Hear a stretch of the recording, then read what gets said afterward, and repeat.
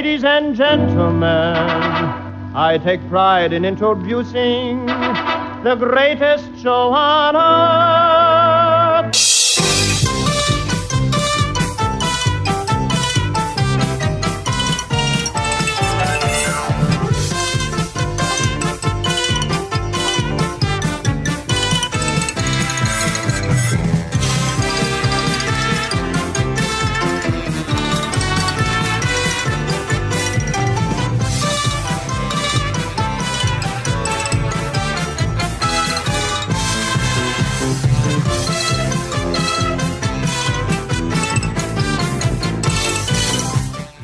Hi, everybody. I'm Scott Gordon, and welcome to the Uncle Floyd podcast, number 62. This is me talking about all things about the Uncle Floyd show, all things about show business, how to work in nightclubs, how to work on radio, how to work in television, whatever you want to know. I've worked on stages. I've done just about anything you can think of, from magic shows to playing in rock bands. So here we go. We'll be back in a minute, and we'll discuss exactly what we're going to do. Today, we're going to answer your questions that you send in.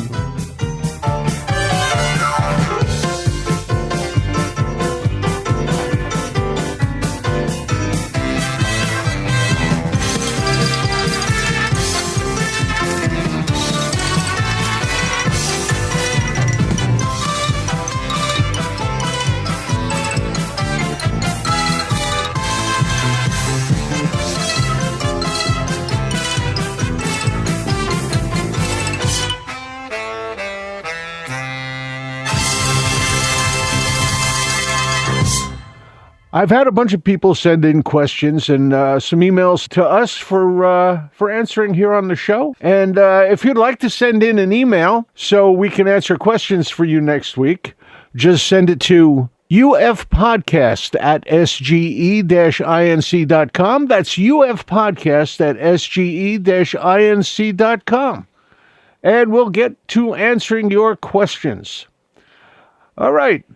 Had a bunch of emails from people who just had no questions. They were just sending in notes to give their condolences for the passing of Uncle Floyd. As most of you know, he did pass back in January. I'm keeping this podcast going in his memory. Going to thank the people who sent in just condolence emails to start with. Thank you, Hal Gold. Wonderful guy. Great musician. A good friend of the show.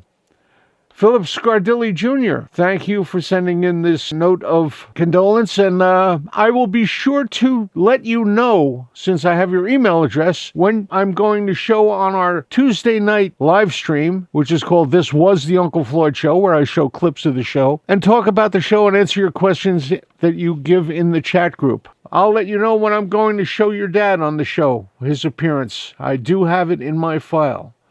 Jeff Clementi, thank you for your condolences. Now we'll get into some questions. Everyone who sent a question, it was also a email of condolence. There were questions attached to it. And this is from Sharon Zarrow in Phoenix, Arizona. She wants to know about the autobiography Floyd was writing. Will it ever come out? Sharon, I'd have to tell you that's in the hands of his family. They have all his notes. They have everything he wrote down, and they're working on it. What can I say? This is from Jeff Quaid in Brooklyn. He says he's been watching the show since 1979 or so, and he was a viewer of the week. He has two questions. I swear I remember a very short period of time when the show was broadcast at 7 a.m. in the morning, maybe around 1981. No, it wasn't 7 a.m. I think it was 8 a.m., Jeff. And that was when they decided that we were a kid show. This was the new owners of the station when it became WTVG. And that was linked to a television station in Miami, Florida, WTVJ at the time. They had a host called Skipper Chuck, and they were also carrying Pixan from Philadelphia. And they wanted to put together a kid show block in the morning. And we really didn't fit in with that. That's when that was. Yes, you were right. It was around 1981. Did you guys ever partner with Ted Collins over at Mecca Magic? And were you or Floyd a member of their Upstairs Society of Magicians Club? No, I was never a member of the club. I did magic. Floyd did a little bit of magic. Mecca Magic was actually a sponsor of the show at one time. Very, very early on, around 1974, before Floyd picked up Ken's Magic Shop. Ted wasn't getting a response that he expected, so Floyd got Ken's, and Ken's got a much better response. And I worked at Ken's Magic Shop. I was the manager of Ken's Magic Shop for 17 years.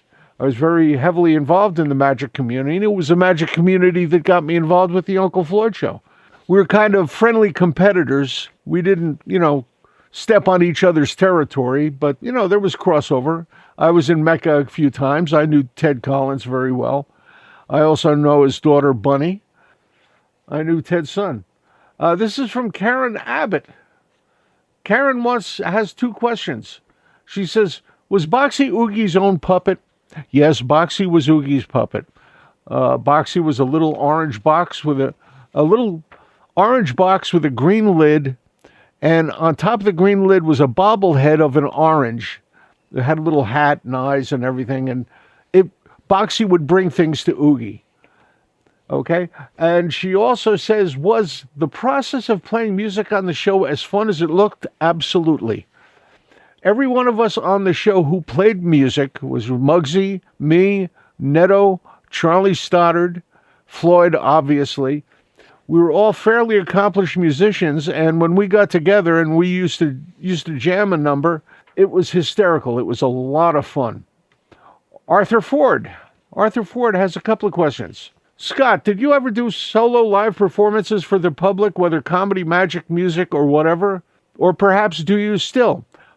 I don't perform in the front of the public that much anymore. I do things every once in a while, like at a retirement home or a nursing home, as a benefit is going in there and having some fun. But yes, I started as a professional magician when I was a teenager. I did shows for money.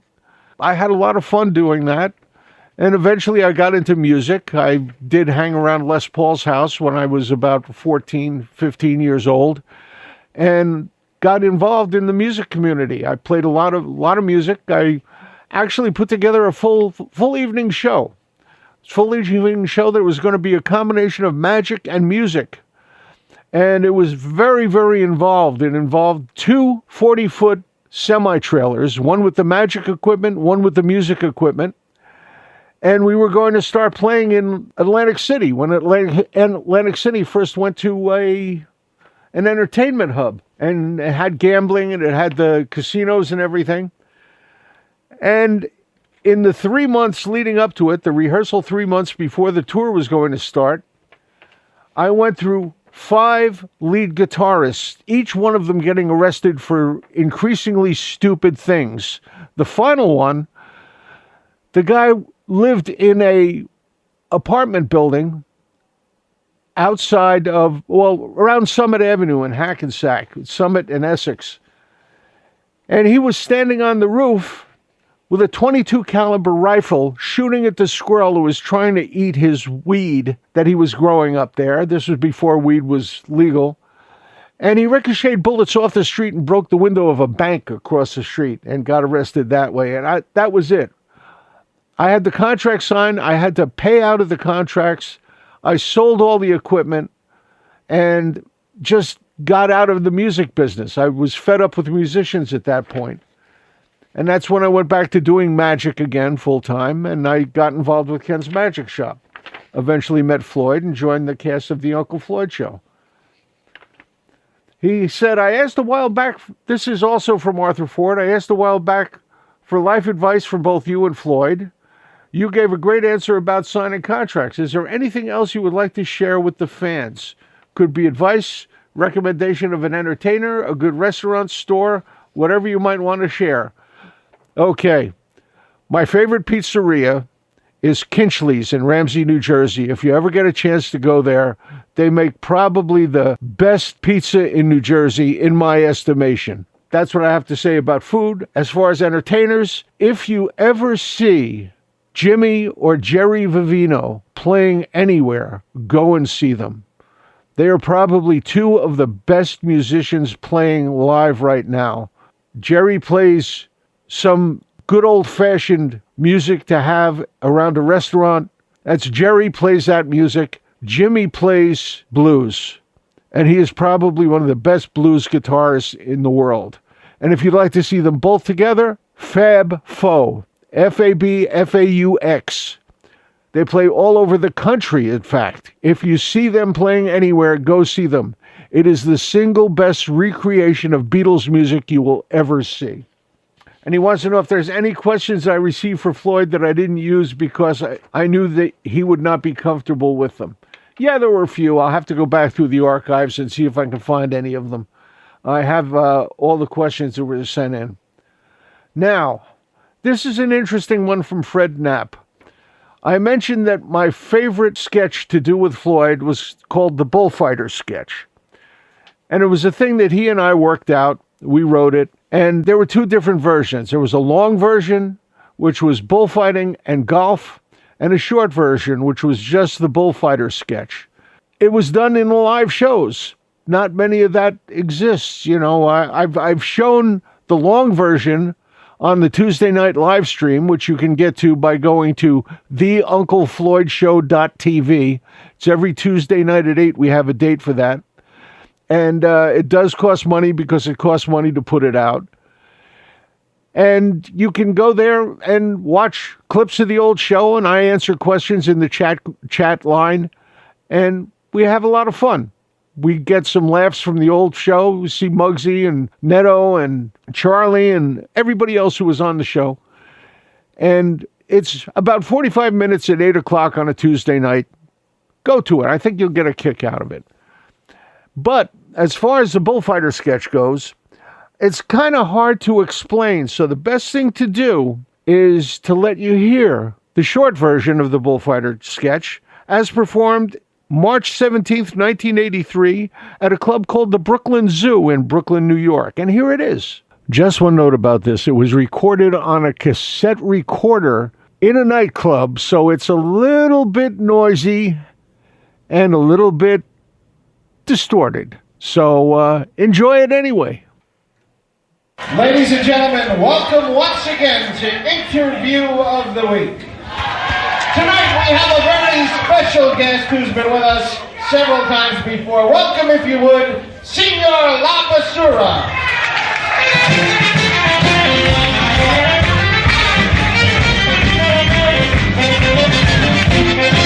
Good evening, Senor. How are you? Happy St. Patrick's Day and everybody have a nice time.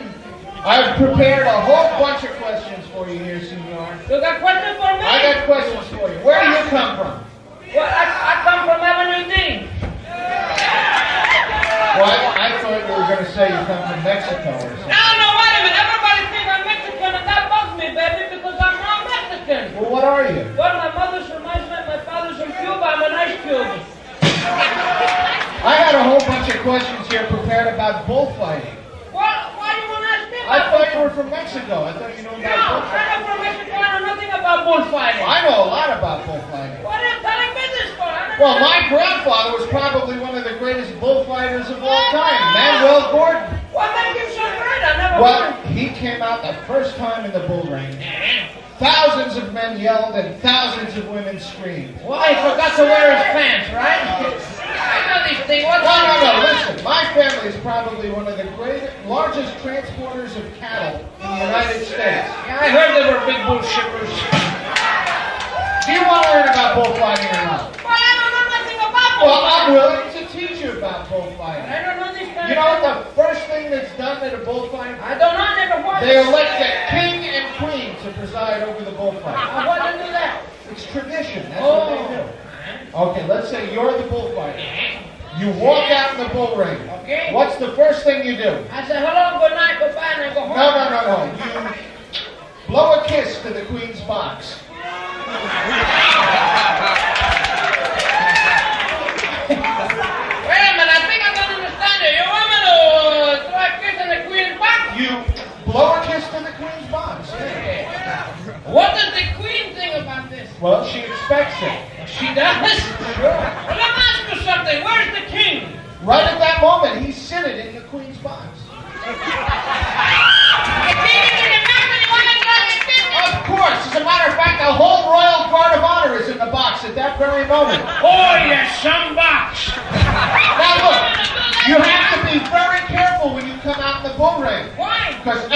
once in a while the people will hiss at you. They hit at me. Yeah. Me. They hiss at you. Why they do this? Every once in a while they do it. Yeah, they drink too much beer the night before. That's why they put the shit in. No, wait, you don't. That's hiss, not with an H, not with a P. Oh, you put P in there. No, you hiss. You hiss. You hiss, okay. All right. Now you walk out. What's the next thing you do? I don't know. I told you I never You bow to the right and you bow to the left. And the bull bow me over the head and I go home. No, it doesn't. It's not for me. It's a tame bull. Tame bull? No. Why? It's raised on milk. So was I, but I eat meat now. Oh, come on. Okay, look.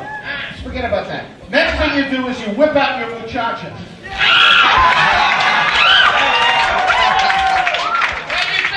I said you whip out your muchacha. Whip it out. Whip it out. Hell, I can't even flip it out. What is that? This is what these people came to see. What? These people come to see my muchacha?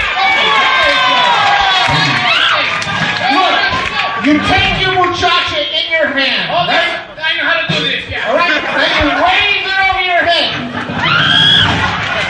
You go to hell. What's the matter? I think you got me mixed up with somebody else. You ever see my muchacha? Of course I see your muchacha. You think I'm Superman or something. I know that I can do that with my Look, muchacha. you take your muchacha in your hand. I know how to do this, yeah. Now you stick it in the bowl. Oh, you got it.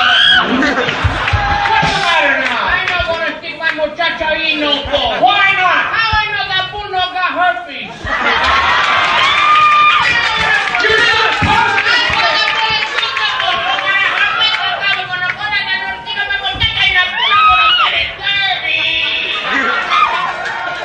You know what I say to you? You're full of shitty ideas. Look, the bull is charging. How much? Not that kind. He's charging to where you are. Judging the way I was, I'm moving. I feel like this again. Look, here comes the bull. He's got fire in his eye. What do you do? I spit in his eyes. Put out the fire. No, you shift. What? Shift. Shift. I think I just did that. Get the hell out of here.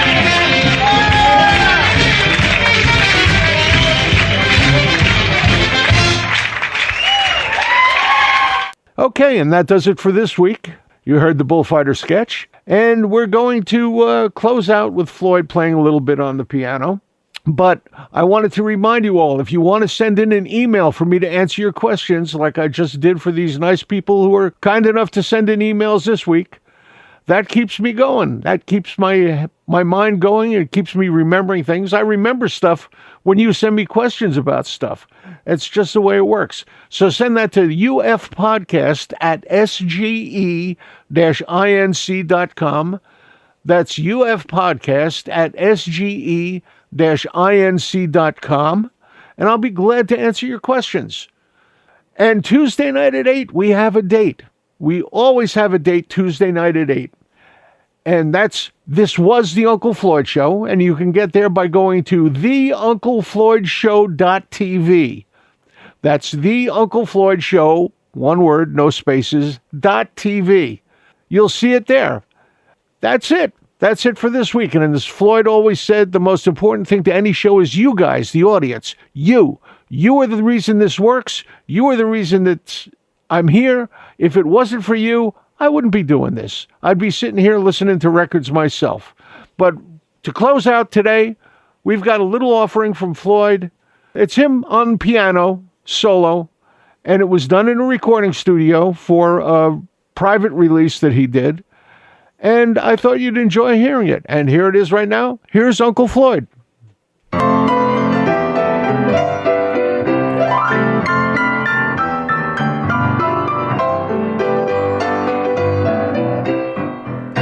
I have a sad story to tell you.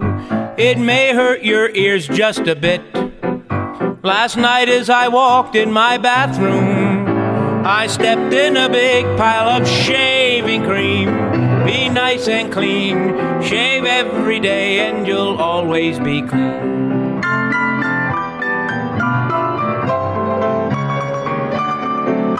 Our baby was eating some peaches.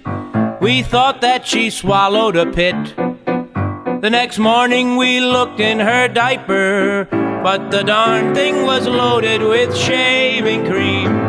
Be nice and clean. Shave every day and you'll always be clean.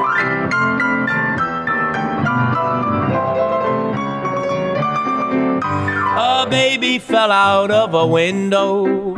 You think that her head would be split, but good luck was with her that morning, 'cause she fell in a barrel of shaving cream.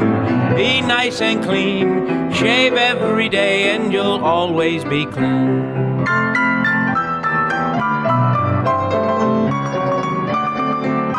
An old lady died in her bathtub. She died from a terrible fit. In order to fulfill her wishes, she was buried in 6 feet of shaving cream. Be nice and clean. Shave every day and you'll always be clean.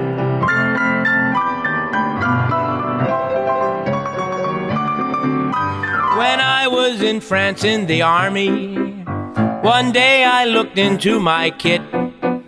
I thought I would find me a sandwich, but the darn thing was loaded with shaving cream.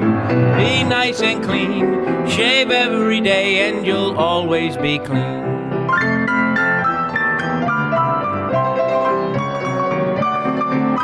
And now, folks, my story has ended. I think it is time I should quit. If any of you were offended, stick your head in a bucket of shaving cream. Be nice and clean. Shave every day and you'll always be clean.